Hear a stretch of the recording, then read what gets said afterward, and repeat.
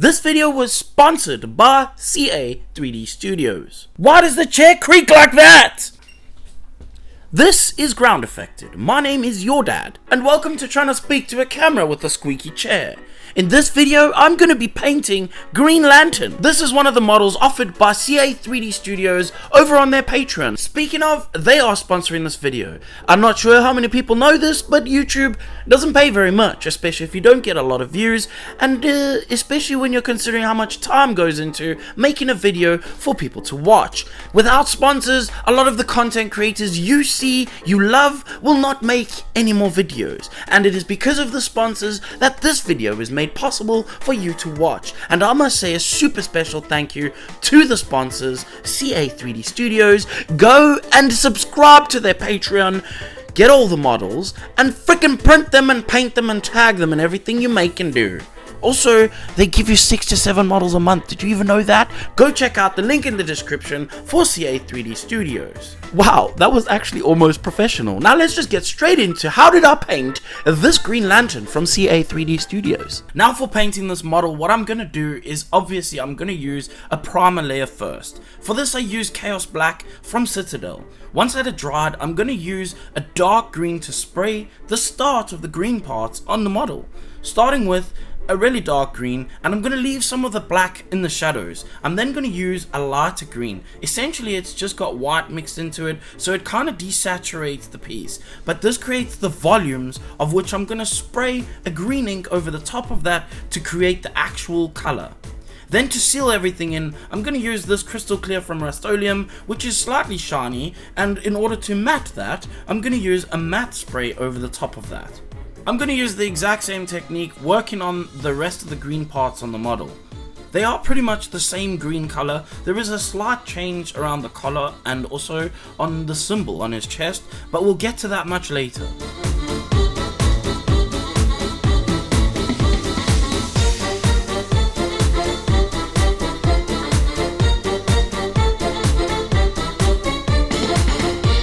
To work on the skin tones, I'm going to use the same technique pretty much that I've used in most of my models, but I'll run over it quickly with you right now.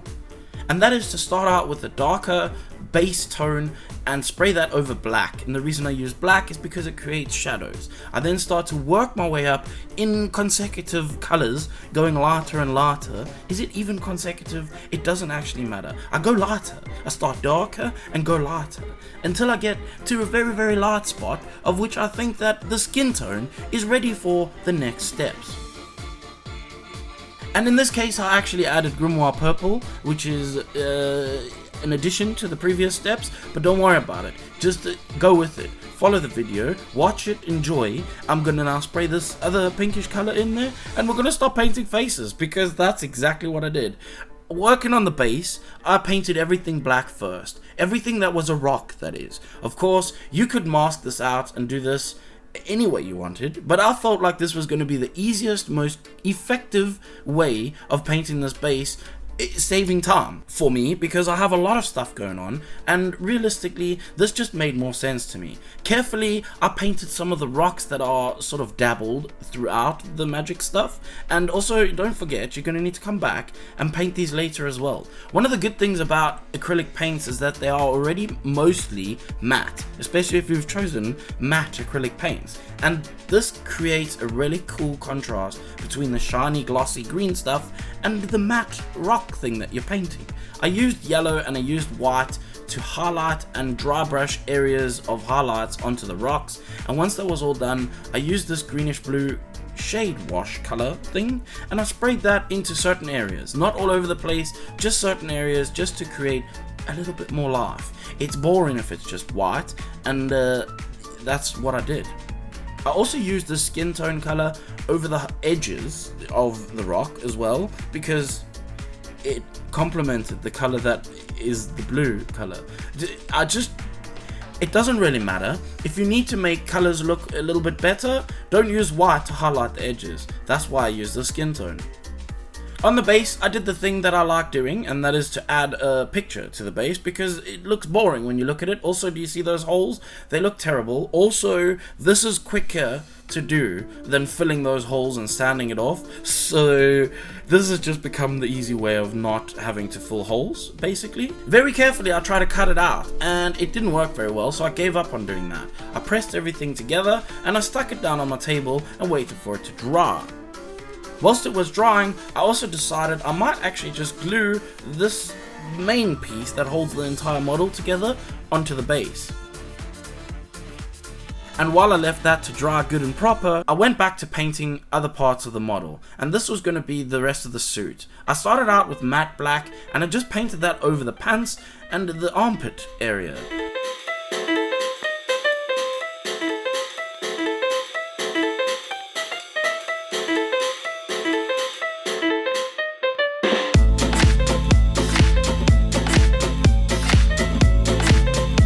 Now remember I said that there was some parts of the suit that are slightly different colored? Yes, that's this collar bit. I masked that out very carefully, and I sprayed that same bluish green thing that I used on the base into that area too. This is just to slightly darken that green. While I was there, I also used a bit of a grey mix to spray over the suit itself, just to create some volume over some of the muscles on the black parts of the suit. And then I did the same thing of spraying it with Rust-Oleum clear varnish thing, and then I sprayed matte over the top because it's shiny, and it's no longer shiny now, so that's a fantastic thing. I then used super glue to glue his foot on. Now in a lot of cases you would probably use magnets for this, but since this model is just going on the shelf, I don't need to actually have it come apart. However, I did make his hands magnetized. I don't know why, but I did.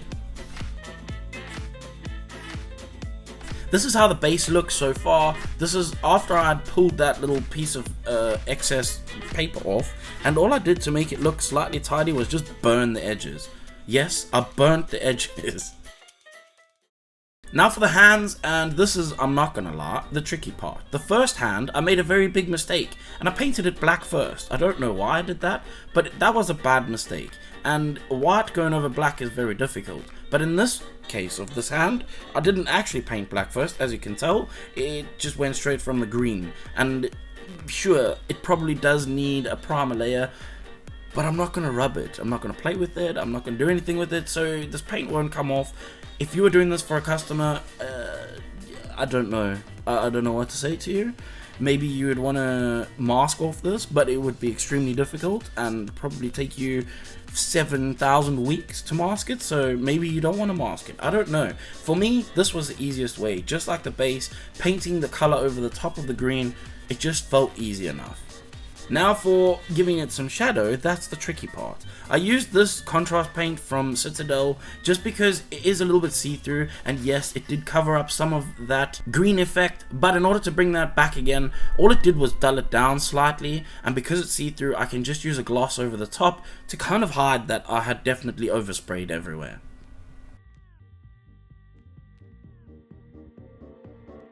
Going back to the face now, I'm gonna start with the washing techniques. I'm still not really convinced about this, but I'm gonna do it anyway, and I'm gonna keep working on this until I figure out what is the best way of doing this. Basically, it's a load of washes. You start out with yellow. This is to create the yellow tone of the skin. Then you go with red. This is to create the blood vessels, or at least to emulate them. Then you dry it all off, and once it's all dry, you spackle a little bit of brownish dots to create some more unevenness on the skin, and maybe perhaps a couple of moles and freckles. Then you go back in with the highlight, which is much brighter, so that you highlight the friggin' highest edges, like the forehead, the nose, the chin, things like that. You come back in again with a blue wash this time, and that is to create the depth, the darkness, the shadows, something like that. Doesn't matter. I made a video about this. If you are interested, you can go watch that video. I'm probably not going to link it because I will forget, and you can just go watch it. Going back to the model, I painted the hair with brown. I started out with the dark brown. Let's call it tree bark brown. I then added a little bit of yellow and some skin tones, I think, into the brown. I can't really remember, I'm not gonna lie. I wish I could give you the answer. It just needs to be lighter brown. You can add yellow or skin tone. Don't add white because white will desaturate it. Once I was happy with how roughly the highlighting went, I then took a bit of Agrax Earthshade, which is a wash, and I'll smash that into all the crevasses on the head. This is just to create a bit of depth. For the symbol on the center of his suit, I then painted white, which is technically not fully white, but it's white. Let's not get into this argument again. Basically, I painted white. I had to do 3 layers of this because it just freaking doesn't cover. And once I was done painting the white, I used this Green Stuff World metallic green to paint over the symbols. On his face, I spent about an hour and a half masking up this little patch, which I felt like was an absolute waste of time by the end of it, because I actually still had to paint the edges. So I don't know, maybe I would have painted this by hand next time. I even oversprayed, it was horrible.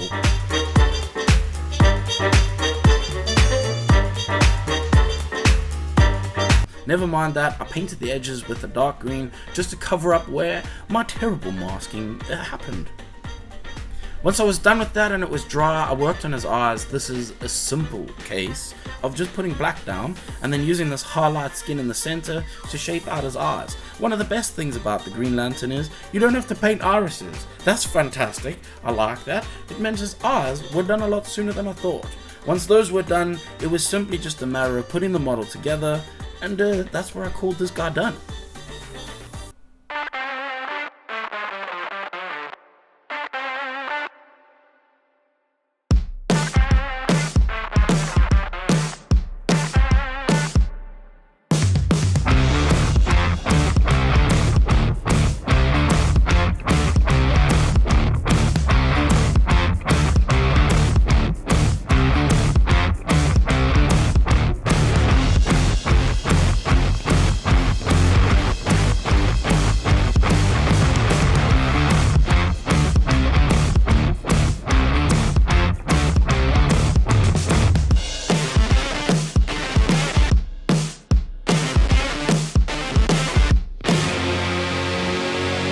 I hope that you managed to find something in this video that might help you paint your own model of the Green Lantern. Maybe you're doing something different and the techniques help you with that. Hopefully, if you did, make sure to click like and subscribe, because we need these things for Uncle Algie to know that we're trying to take over all of YouTube.